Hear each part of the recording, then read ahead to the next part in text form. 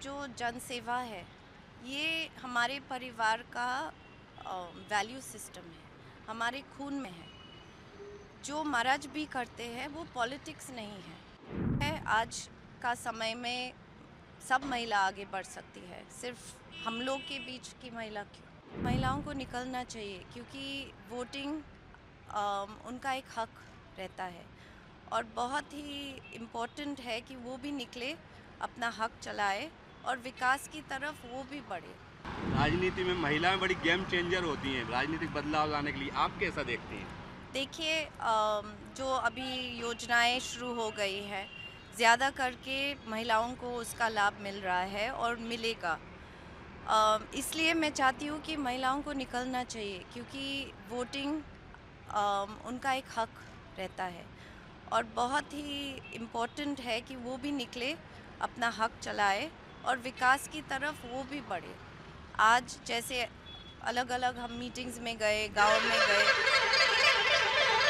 में ही लखपति बहनाएं हैं, गांव में ही ड्रोन दीदी है। तो ये सब इतने इंटरेस्टिंग चीज़ें भी है और महिलाओं को आगे बढ़ा रही है, टेक में आगे बढ़ रही है। महिला जो ड्रोन चला रही है उसका मुझे इतना अच्छा लगा, उससे बैठ के बात करके सीखना कि एक गांव की लड़की आज ड्रोन्स चलाती है। एक खेत नहीं, वो 10 खेत में काम कर सकती है, एक परिवार नहीं, पूरे वो गांव का काम कर सकती है। तो यही महिला का रोल है, कम्युनिटी बिल्डिंग।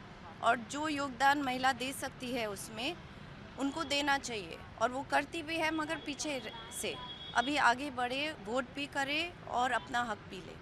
आप लगातार लोगों के बीच जा रही हैं, घुल मिल रही हैं, उनसे बात कर रही हैं, ज़मीन पर बैठकर चर्चाएं कर रही हैं, समस्याएं सुन रही हैं। तो एक सवाल ये भी उठ रहा है कि अगली बारी क्या आपकी भी राजनीतिक होगी? क्या आप भी राजनीति में सक्रिय प्रवेश करने वाली हैं? देखिए, जैसे महाराज भी कहते हैं, ये जो जन सेवा है ये हमारे परिवार का वैल्यू सिस्टम है, हमारे खून में है। जो महाराज भी करते हैं वो पॉलिटिक्स नहीं है और लोगों को कभी कभी ये बात समझ में नहीं आती, लेकिन बचपन से ही आप शायद आर्यमन से भी मिले हैं। ये एक बहुत नेचुरल चीज़ होती है जो आप ज़्यादा समय के लिए एक्टिंग नहीं कर सकते हो इसके ऊपर। अगर आप लोगों के साथ बचपन से ही यही आपका योगदान रहा हो तो फिर वो बहुत ही एक नेचुरल चीज़ बन जाती है ऑटोमेटिकली। ये परिवार का यही सिस्टम रहा है कि लोगों से बात करना है तो साथ में बैठ के बात करना है, उनके गांव में जाके उनकी समस्या समझना है। ऐसे नहीं कि आप इसी में बैठ के गांव की समस्या समझ सकते हैं। सिंधिया जी की रैली में और मंच पे भाषण में कई बार जिक्र आ रहा है इस बात का लेकर के कि हो सकता है कि आने वाले समय में इस क्षेत्र का नेतृत्व किसी महिला के हाथ में हो, तो आप सीट संभालेंगी, वो दूसरी सीट पर जाएंगे। मुझे लगता है कि इस क्षेत्र में भी बहुत महिला है जिसने बहुत काम किया है, बहुत अच्छे से लोगों के साथ काम किया है और वो महिला आगे बढ़ेगी जिसने उसका समय और टाइम इस एरिया को दिया है। तो वो जो भी हो, कोई भी हो सकती है। आज का समय में सब महिला आगे बढ़ सकती है, सिर्फ हम लोग के बीच की महिला क्यों। 2 चरणों का मतदान निपट चुका है और अब तीसरा चरण है जिसमें सिंधिया जी की खुद के चुनाव का मतदान होना है। जी, और 2 चरणों का जो मतदान है वो काफ़ी कमज़ोर रहा। तो किस तरीके से देखती हैं कमज़ोर मतदान के पीछे क्या वजह मानती हैं और किस तरीके से बढ़ाना चाहिए, क्या मेहनत कर रहे हैं? शादियों का माहौल भी चल रहा है।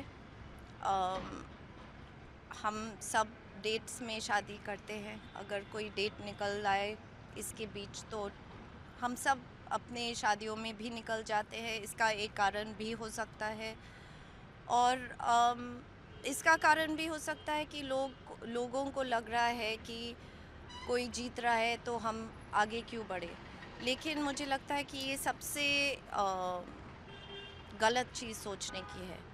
हर एक वोट इम्पोर्टेंट है, हर एक आदमी का आवाज़ इम्पोर्टेंट है। आप जिस पे भी वोट करें, वो रजिस्ट्री इम्पोर्टेंट है कि आप निकल के वोट करिए। हमें देश आगे ले जाना है, हमें विकास पे काम करना है और जब आपके पास वो लीडर्स है जो बिल्कुल आपके पास आपके साथ रहते हैं, विकास का काम करते हैं, सबकी भलाई का सोचते हैं और सबके साथ पारिवारिक संबंध रखते हैं, उनके लिए स्पेशली मुझे लगता है कि लोगों को निकल के उनको भी पता लगना चाहिए कि उनका काम लोगों तक पहुंच रहा है या नहीं। यही होता आप है वोटिंग दिन पे। सिंधिया जी के साथ रहती हैं, पूरा समय बिताती हैं, राजनीति में पूरा सहयोग कर रही हैं, यहाँ तक कि घर पे। और वैसे तो एक पिछले फ्लैशबैक में जाते हैं कि 2018 में जब चुनाव था विधानसभा का, तो सिंधिया जी ने पूरे प्रदेश में मेहनत कर ताकत से चुनाव लड़ा और जीत कर आए। उनके चेहरे पर चुनाव लड़ा गया था, लेकिन एकदम से एक फैसला आया और किसी और को मुख्यमंत्री बना दिया गया, तो आप आहत हुई थी क्या? फिर से मैं आपको यही बात समझाने की कोशिश कर रही हूँ कि ये परिवार का वैल्यू सिस्टम जनसेवा है। जो भी कर सके वो लोगों के लिए उनके काम के द्वारा, वो जनसेवा के द्वारा से करते हैं।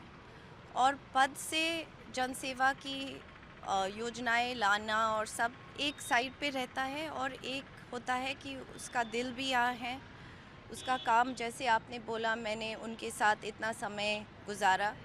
सच ये है कि ज़्यादा जब भी उनको फुर्सत मिली वो गुना में आए, चंदेरी में गए, अशोकनगर में गए, तो ज़्यादा वक्त उन्होंने आपके साथ बिताए हैं, हमारे साथ कम।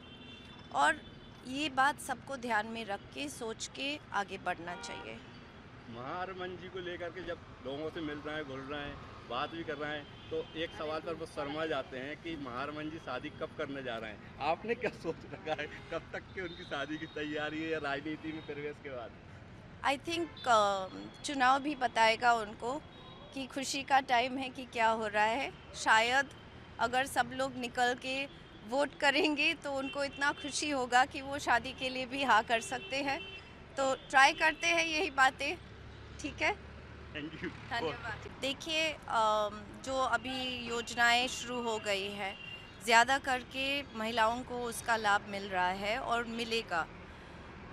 इसलिए मैं चाहती हूँ कि महिलाओं को निकलना चाहिए, क्योंकि वोटिंग उनका एक हक रहता है और बहुत ही इम्पोर्टेंट है कि वो भी निकले, अपना हक चलाए और विकास की तरफ वो भी बढ़े। आज जैसे अलग अलग हम मीटिंग्स में गए, गांव में गए, गांव में ही लखपति बहनाएं हैं, गांव में ही ड्रोन दीदी है। तो ये सब इतने इंटरेस्टिंग चीज़ें भी है और महिलाओं को आगे बढ़ा रही है, टेक में आगे बढ़ रही है। महिला जो ड्रोन चला रही है, उसका मुझे इतना अच्छा लगा उससे बैठ के बात करके सीखना कि एक गांव की लड़की आज ड्रोन्स चलाती है। एक खेत नहीं, वो 10 खेत में काम कर सकती है, एक परिवार नहीं, पूरे वो गांव का काम कर सकती है। तो यही महिला का रोल है, कम्युनिटी बिल्डिंग। और जो योगदान महिला दे सकती है उसमें उनको देना चाहिए, और वो करती भी है, मगर पीछे से।